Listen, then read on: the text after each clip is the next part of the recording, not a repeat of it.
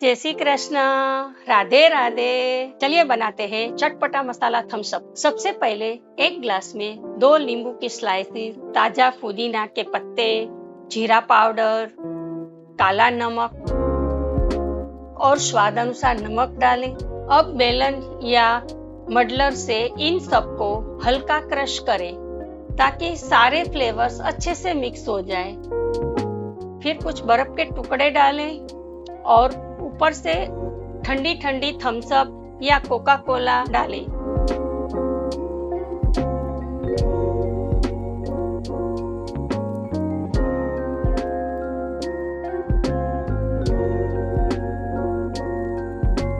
Ready है एकदम refreshing और चटपटा मसाला थम्स अप।